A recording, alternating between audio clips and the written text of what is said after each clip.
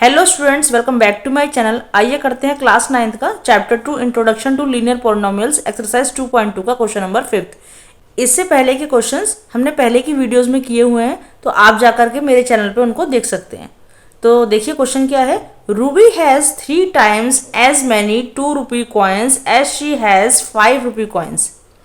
अब ये लाइन जो है वो क्या कहती है कि रूबी के पास जितने भी 5 रुपीज़ कॉइन्स हैं उसका 3 times उसके पास 2 रुपी कॉइन्स है।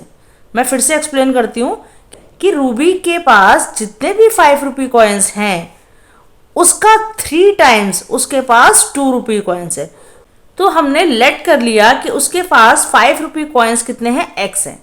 ठीक है, तो 2 रुपी कॉइन्स कितने हो गए। अभी हमने बोला कि 2 रुपी कॉइन्स उसका 3 times है, तो मीन्स 3x हो गए।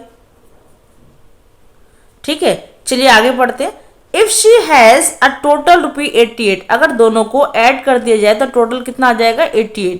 How many coins does she have of each type, तो उसके पास दोनों ही तरह के मीन्स 5 रुपी कॉइन्स और 2 रुपीज कॉइन्स, दोनों ही तरह के कॉइन्स कितने होते हैं ये हमें बताना है। ठीक है, तो देखो 5 रुपी कॉइन्स हमने लेट कर लिया x एंड 2 रुपी कॉइन्स कितने हो गए, वो उसका 3 times हो गए 3x। देन 5 रुपी के कितने कॉइन्स हो जाएंगे, तो हम 5 को मल्टीप्लाई कर देंगे x से, तो हो जाता है 5x। ठीक है, और 2 रुपी के कितने कॉइन हो जाएंगे, तो हम 2 को मल्टीप्लाई करेंगे किससे, 3x से, तो हो जाता है 6x। अब उसने बोला कि टोटल उसके पास कितने हैं, 88 है। ठीक है, अगर हम इन दोनों को ऐड कर दें 5x और 6x को, 5x प्लस 6x, तो टोटल उसके पास कितने हैं 88 है। तो दोनों को हमने ऐड किया तो हमारे पास आता है 11x इक्वल टू 88। उसके बाद x की वैल्यू निकालने के लिए हम 11 को 88 के नीचे ले जाएंगे, तो हमारे पास कैंसिल आउट करके आता है x की वैल्यू 8। तो अब 5 रुपी कॉइन कितने थे हमारे पास, 5x, तो हम इसको कैसे निकालेंगे, 5 को हम मल्टीप्लाई कर देंगे 8 से, क्योंकि हमारे पास x की वैल्यू क्या आई है, 8 आई है। तो हमारे पास 5 रुपी कॉइन कितने हो जाते हैं, 40। ठीक है, देन उसके पास 2 रुपी कॉइन्स कितने होंगे हमारे पास, तो उसके लिए हम क्या करेंगे, 6x है तो हम 6 को मल्टीप्लाई कर देंगे 8 से, तो हो जाता है 48। ठीक है, तो हमने ये क्या निकाला कि उसके पास 5 रुपये के जितने भी कॉइन है उसको हम मिला करके बताएंगे तो 40 रुपीज़ होते हैं, और अगर 6 रुपीज़ के जितने भी कॉइन होंगे तो उसको मिला करके हम बताएंगे 48 रुपीज़ होते हैं। दोनों को सम किया तो आता है हमारे पास 88। बट हमें बताना क्या है कि how many coins does she have of each type, कि उसके पास दोनों तरह के कितने कॉइन्स हैं। तो हमने 5 रुपये कॉइन को क्या माना था, x माना था। ठीक है, तो 5 रुपये कॉइन्स कितने हो जाएंगे उसके पास, 8, क्योंकि x की वैल्यू क्या है 8। उसी तरह से 2 रुपीज कॉइन कितने हो जाएंगे, 2 रुपी कॉइन्स होंगे 3x माना था, तो 3 मल्टीप्लाई 8, तो हो जाता है 24। मीन्स 5 रुपये के उसके पास कॉइन 8 है और 2 रुपी के उसके पास कॉइन 24 है। तो यहाँ पर ये हो गया हमारा आंसर। मेन आंसर हमारा ये है। इस स्टेप को आप नहीं भी करोगे तो चलेगा, ये स्टेप जो है वो एडिशनल है। ठीक है, आप डायरेक्ट x के बाद जो है वो लिख सकते हो कि 5 रुपी के कॉइन्स जो है वो 8 थे एंड देन 2 रुपी के कॉइन्स जो है वो 24 थे। ठीक है, चलिए देखते हैं नेक्स्ट क्वेश्चन। क्वेश्चन नंबर 6 है हमारा, a farmer cuts a 300 feet fence into 2 pieces of different size. एक फार्मर ने 300 फीट लंबी फेंस को 2 पीसेस में कट कर दिया, लेकिन उनका साइज इक्वल नहीं था, डिफरेंट था। मतलब 2 पीस कट किए तो एक का साइज डिफरेंट और दूसरे का डिफरेंट। सपोज करो ये 300 फीट जो है एक हमारे पास फेंस है। ठीक है, इसको फार्मर ने कट कर दिया रैंडमली, यहाँ से कट कर दिया, तो ये दोनों पीस इक्वल नहीं है। ठीक है, the longer piece is 4 times as long as the shorter piece. जो लॉन्गर पीस था वो शॉर्टर पीस के 4 times है। तो अगर हमने शॉर्टर पीस को x ले लिया तो हमारा लॉन्गर पीस कितना हो जाता है, ये जो बचा हुआ लॉन्गर पीस है ये कितना हो जाएगा, इसका 4 times means 4x। How long are the 2 pieces, तो आपको बताना है कि दोनों पीसेस कितने साइज के होते हैं। तो देखते हैं क्वेश्चन को। यहां पर हम लिखेंगे let the shorter piece equal to x। अगर हमने शॉर्टर पीस को x फीट मान लिया तो लॉन्गर पीस हमारा कितना हो जाता है, लॉन्गर पीस हो जाता है हमारे पास 4 times शॉर्टर पीस का, तो 4x फीट। ठीक है, अच्छा अब दोनों का सम तो 300 ही होगा, क्योंकि हमने 300 फीट फेंस को ही कट किया है। ठीक है, तो लिखेंगे टोटल कितना होता है, इक्वल टू 300 फीट। चलिए अकॉर्डिंग टू क्वेश्चन हम इक्वेशन को लिखते हैं x plus 4x equal to 300। ठीक है, दोनों को ऐड करेंगे तो 300 आता है।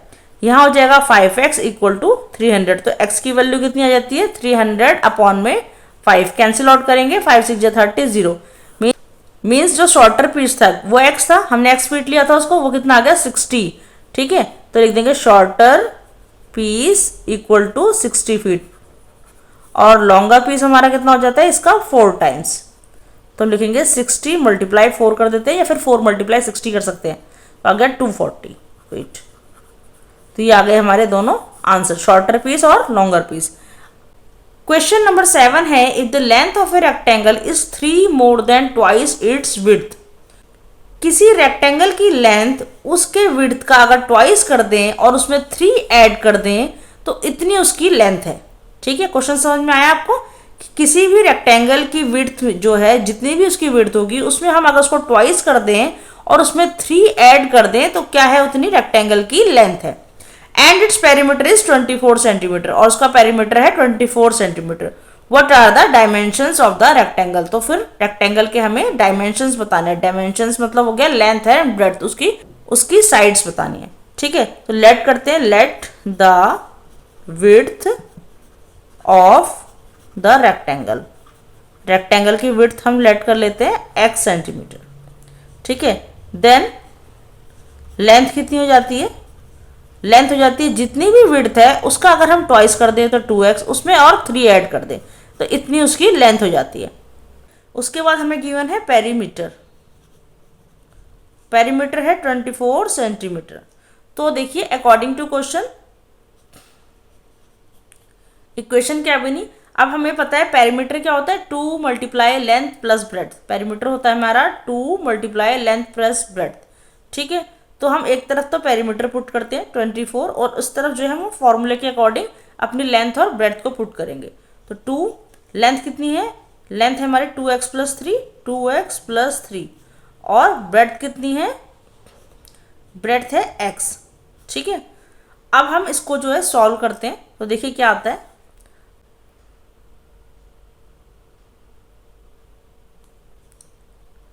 (24) इक्वल टू 2x और x को ऐड कर देंगे तो हमारे पास आता है 3x प्लस 3। ठीक है, 24 इक्वल टू, अब हम इसको सॉल्व कर लेते हैं, 2 3 जा 6 प्लस यहाँ पे भी 6 हो जाएगा। देन हम क्या कर सकते हैं, इस 6 को इधर ले जाते हैं, तो 24 माइनस 6 इक्वल टू 6x। 24 में से 6 चला गया तो हमारे पास बचता है 18 इक्वल टू 6x। अब हम इसको सॉल्व कर लेते हैं। देखिए x की वैल्यू क्या आ जाती है यहाँ से, अगर 18 अपॉन में 6 हम करते हैं तो हमारे पास x की वैल्यू आती है 3।